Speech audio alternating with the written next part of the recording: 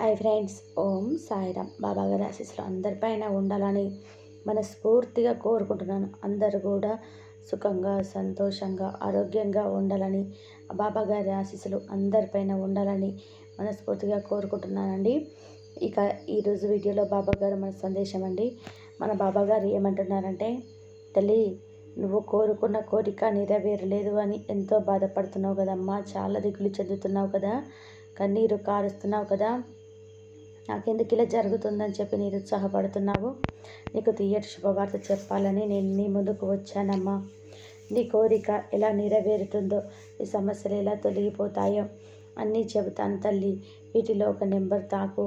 నా మీద భక్తితోటి, నమ్మకంతో నేను చెప్పేది 2 నిమిషాలు శ్రద్ధగా విను. అయితే మన బాబాగారు మనందరి కోసం చాలా అంటే చాలా ఏదో తెలియని అద్భుతమైన సందేశాన్ని అయితే తీసుకొచ్చారండి. మరి మన బాబాగారు ఎందుకు చెప్తున్నారో ఆయన మాటలో తెలుసుకుందాము. మన వీడియోస్కి అయితే చిన్న లైక్ అయితే ఇవ్వండి. ఫస్ట్ టైం చేసేవాళ్ళు మన సాయిబాబా పిలుపు ఛానల్ తప్పకుండా సబ్స్క్రైబ్ చేసుకోండి. అలాగే మీరైతే తన్మేలు చేశారు కదా ఫ్రెండ్స్, 3 నెంబర్స్ ఉన్నాయి కదా, మీరైతే బాబాగారిని స్మరిస్తూ ఒక నెంబర్ మనసులో అనుకోండి. ముందుగా అయితే ఫస్ట్ నెంబర్ తాకిన వారి గురించి అయితే మన బాబాగారు ఇలా చెప్తున్నారండి. చూడమ్మా, ఈరోజు నీతో మాట్లాడాలని వచ్చాను తల్లి. నీ సమస్యను తీరటం లేదు అని నువ్వు అసలు కలత చెందవద్దు. నీ సమస్యలు ఎవరి వల్ల తీరుతాయి అనేది తెలుసుకో. అన్ని సమస్యలకి ముగింపు అనేది ఉంటుంది. అన్ని సమస్యలకి కూడా పరిష్కారం అనేది ఉంటుంది తల్లి. అది ఎవరి వల్ల తీరుతుంది అని చెప్పి కొద్దిగా గమనంగా ఉన్నావు అంటే అది నీకే అర్థమవుతుందమ్మా. ఇప్పుడున్న పరిస్థితిలో ఇది ఎవరి వల్ల తీరుతుంది, ఎలా తీరుతుంది అని అయోమయ పరిస్థితిలో ఉన్నావు కదమ్మా. ఎవరి వల్ల తీరుతుందని చెప్తాను తల్లి.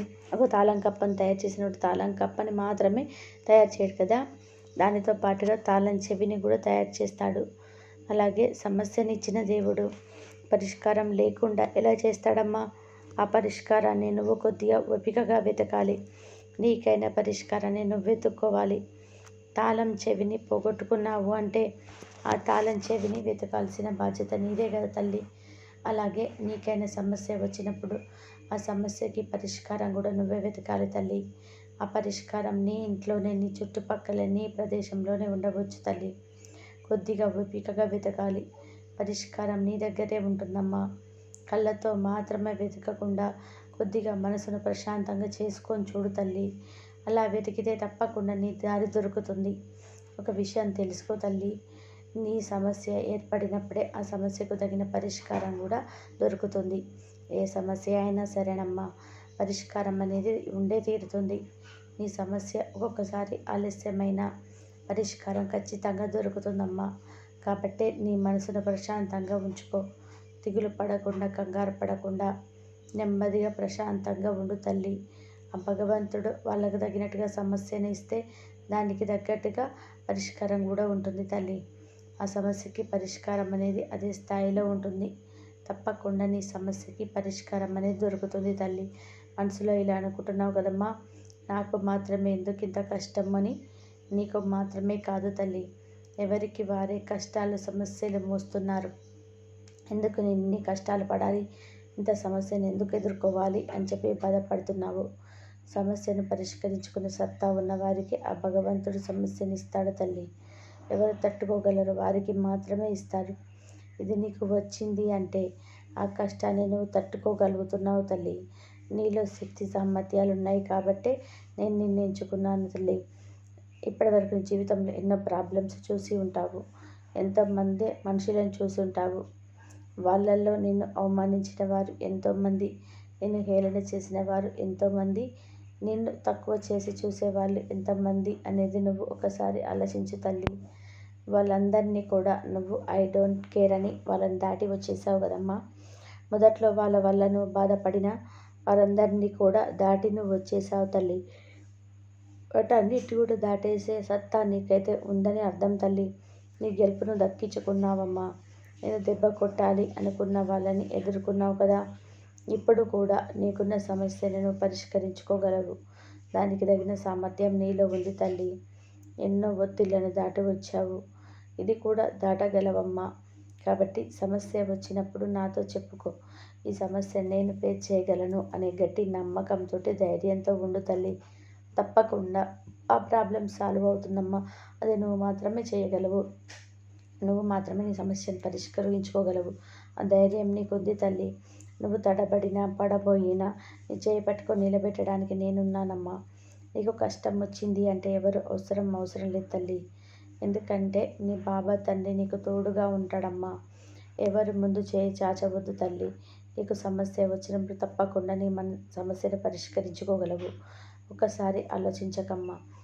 ఇతరుల సహాయం కోరితే అది నీకు బలహీనత అయిపోతుంది. అర్థం చేసుకొని ఏదైనా సరే నీ బాబా తండ్రితో చెప్పుకో తల్లి. నీ సమస్యను పరిష్కరించుకోగల మార్గం అనేది నేను చూపిస్తాను తల్లి. నీ బాబా ఉండగా దేనికి కూడా భయపడవద్దు తల్లి, బాధపడవద్దు. నీకు ఎటువంటి సమస్య ఉన్నా ఆ సమస్యను నేను తొలగిస్తాను తల్లి. నీకున్న సమస్యను పరిష్కరించుకునే సత్య ధైర్యం నీకున్నాయమ్మా. నీకు తోడుగా నేనున్నాను కదా. ఎటువంటి దిగులు ఆందోళన పడకుండా ప్రశాంతంగా ధైర్యంగా కూర్చొని ఆలోచించుకో. నీకు వచ్చిన సమస్యని పరిష్కరించుకో తల్లి. మంచి ఫలితం నీకు వస్తుంది తల్లి. సంతోషంగా ఉంటావు. నా ఆశీర్వాదం నీకు ఎప్పుడు ఉంటుంది అని మన బాబాగారు మొదటి నెంబర్ తాకిన వారి గురించి అయితే ఇలా చెప్తున్నారండి.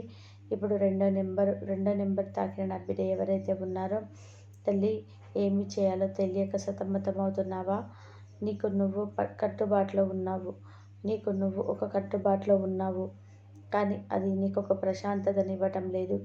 అందువల్ల నువ్వు దానికి దూరంగా ఉండు తల్లి. అన్ని పనులు అందరికీ నచ్చాలని కూడా లేదు కాబట్టి వేరే ఒకరి గురించి ఆలోచించవద్దు. నువ్వు చేయాల్సింది చెయ్యి. నువ్వు ఎలా చేయాలి అనుకుంటున్నావో అలాగే చెయ్యి. నీకు ఏమి చేయాలన్నప్పుడు నా పాదాల వద్ద చీటీ వేసుకో తల్లి. ఆ చీటీ ద్వారా నీకు సమాధానం ఇస్తానమ్మా. నా అనుమతి తీసుకొని నువ్వు ఏ పని చేయాలనుకుంటున్నావో ఆ పని చేయి తల్లి. నీకు అడ్డు ఎవరు చెప్పరు తల్లి. నువ్వు తలపెట్టిన ప్రతి పని కూడా విజయవంతం అవుతుంది. నీకు ఓటమి అనేదే ఉండదు బిడ్డ. ఇతరులు చెప్పే మాటలను అసలు పట్టించుకోవద్దు.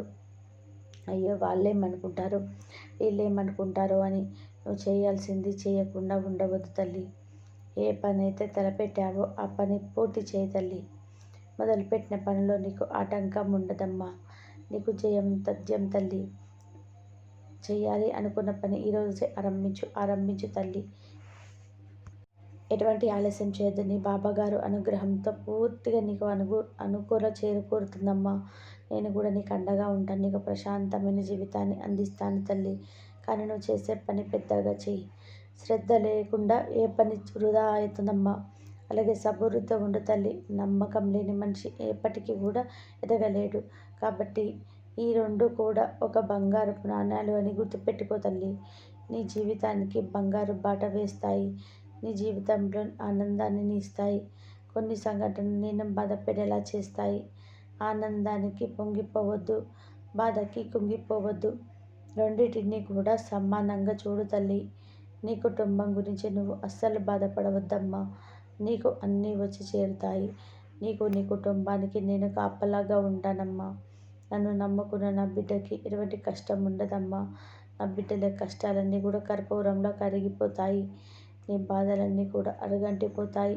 ఎలాంటి దిగులు పెట్టుకోదు తల్లి. నీ కష్టాలు తొలగిపోయిన రోజులు నాకు ధన్యవాదాలు చెప్తావు. నీ ఆశలు కోరికలు అన్నీ తీరుతాయమ్మా. నీ మనస్సు ఎంతో ప్రశాంతంగా ఉంటుంది. ఎంతో సంతోషంగా ఉంటావమ్మా. నేను చేయగలనా లేదా అని అనుకున్నా కానీ సందేహం లేకుండా ఆరంభించు తల్లి. నమ్మకంతో ఉండు. నీ ఆశ నెరవేరుతుంది.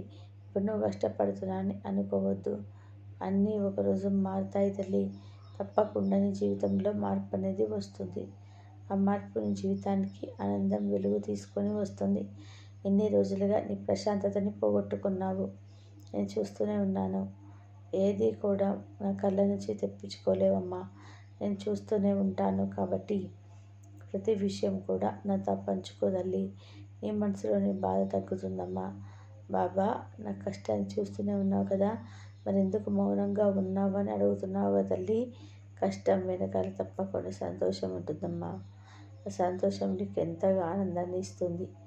ఆనందాన్ని సంతోషాన్ని నీ దోసిట్లో పోస్తాను తల్లి. నీ జీవితాన్ని నువ్వు జీవించమ్మా. వేరొకరి కోసం జీవించవద్దు. నీ జీవితం నీ కోసం, నీ వాళ్ళ కోసం, ఆనందం కోసం మాత్రమే జీవించు. కావలసిన వాళ్ళందరూ కూడా ఉండాలి. అప్పుడే నీ జీవితాన్ని నువ్వు ఆనందంగా జీవిస్తున్నట్లు తల్లి. ఇక ఇతరులు నీ గురించి ఏమనుకుంటారని ఆలోచిస్తే నీ జీవితాన్ని నువ్వు ఎప్పుడు జీవిస్తావు తల్లి? అంటే ఎలాంటి ఆలోచనలు పెట్టుకోవద్దమ్మా. నా షిరిడీ నుంచి నీకు ఆశీస్సులు పంపిస్తాను తల్లి. కాబట్టి ఎలాంటి ఆలోచనలు పెట్టుకోవద్దమ్మా. నా షిరిడీ నుండి నీకు ఆశీస్సులు పంపిస్తాను తల్లి. కాబట్టి ఎలాంటి అనుమానం పెట్టుకోవద్దు. ఇక నుంచి నీకు అన్ని విజయాలే తల్లి. నువ్వు సంతోషంగా ఆనందంగా నువ్వు కోరుకున్న జీవితం అనుభవిస్తూ ఉంటావమ్మా.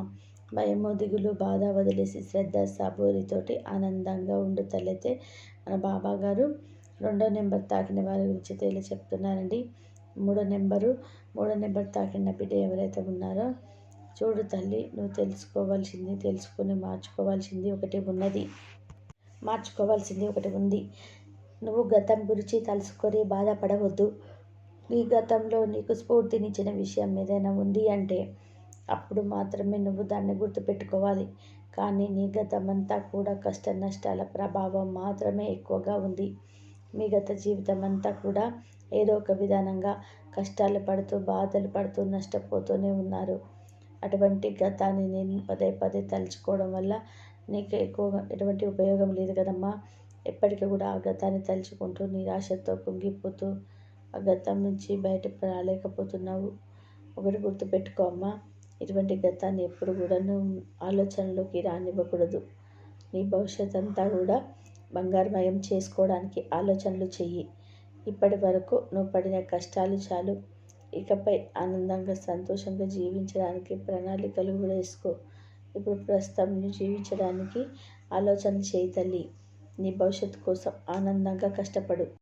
అంతా కూడా బంగారుమయం చేసుకోవడానికి ఆలోచన చెయ్యి. ఇప్పటి వరకు నువ్వు పడిన కష్టాలు చాలు. ఇకపై ఆనందంగా సంతోషంగా జీవించడానికి ప్రణాళికలు వేసుకో. ఇప్పుడు ప్రస్తుతం నువ్వు జీవించడానికి ఆలోచనలు చేయి తల్లి. నీ భవిష్యత్తు కోసం ఆనందంగా కష్టపడు. గతంలో నుంచి నువ్వు పాఠాలు నేర్చుకోవాలి తప్ప గతాన్ని తలుచుకొని అప్పుడు అలా చేసి ఉంటే బాగుండు, ఇలా చేసి ఉంటే బాగుండు, ఇటువంటి మాటలు ఇటువంటి ఆలోచనలు వద్దు తల్లి. దీనివల్ల సమయం వ్యర్థమవడం తప్ప ఎటువంటి ఉపయోగం లేదు తల్లి.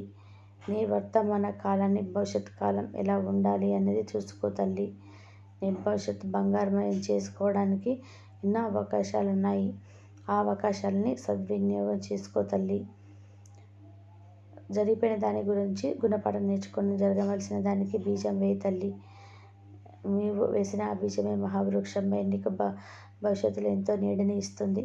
నేను చెప్పిందంతా కూడా నీ మంచి కోసమే తల్లి. ఏమి చెప్పాను, ఎందుకు చెప్పాను ఒక్కసారి ఆలోచించమ్మా. నీ మనసులో ఉన్న ఆలోచనలన్నీ కూడా వదిలేసాయి తల్లి. నీ భవిష్యత్తుకు నేను భరోసా ఇస్తున్నాను. ఖచ్చితంగా స్థిరమైన జీవితం ఏర్పడుతుంది. నీ భవిష్యత్తు బంగారుమయం అవుతుందమ్మా. ఆనందంగా సంతోషంగా జీవితాన్ని గడుపుతావు తల్లి అంత మన బాబా గారు 3వ నెంబర్ తాకిన వారి గురించి అయితే ఇలా చెప్తున్నారండి. మరి ఈరోజు 3 నెంబర్లు తాకిన వారికి చాలా అంటే చాలా మంచి సందేశం అందించారండి. ఈ సందేశంలో మీకు నచ్చినట్లయితే ఒక లైక్ అయితే ఇవ్వండి. మీ లైక్ ఇవ్వడం వల్ల ఎటువంటి ప్రాబ్లం ఉండదు. మీ లైక్ ఇస్తే మన ఛానల్ సక్సెస్ అవుతుందండి. అంటే మరి కొంతమందికి రీచ్ అవుతుంది. మన వీడియోస్ అనేటివి చూస్తారు. వారు కూడా ఎటువంటి బాధలు పడుతున్న వారికి కూడా మనశ్శాంతి అనేది కలుగుతుందండి. ఆ పుణ్యం అనేది మీ ఖాతాలోకి చేరుతుంది ఫ్రెండ్స్. కాబట్టి మీకు వీలైనంత వరకు ఒక లైక్ ఇచ్చి చూడండి. అలాగే మన కొంతమంది సాయి భక్తులకు షేర్ చేయండి. సర్వే జన సుఖిన భవంతు. సమస్తం సద్గురు సాయినాథ్ అర్పణమస్తు. బాబా గారు చెప్పిన ప్రతి ఒక్క మాట కూడా మన జీవితంలోనే వర్తిస్తుంది. కాబట్టి జీవితంలోనే మనం ఏం పని చేస్తున్నాం, ఏం చేస్తున్నాం అనేది ఒక్కటి గుర్తుపెట్టుకుంటే మనం అంతా కూడా సక్సెస్ఫుల్గా జీవితాన్ని సాధించవచ్చు. అందరూ బాగుండాలి, అందరిలో మనం ఉండాలి. బాబాగారి ఆశీస్సులు అందరిపైన ఉండాలని మనస్ఫూర్తిగా కోరుకుంటూ మరొక మంచి వీడియోతో మళ్ళీ కలుద్దాం. ఇంతవరకు చూసినందుకు ధన్యవాదాలు.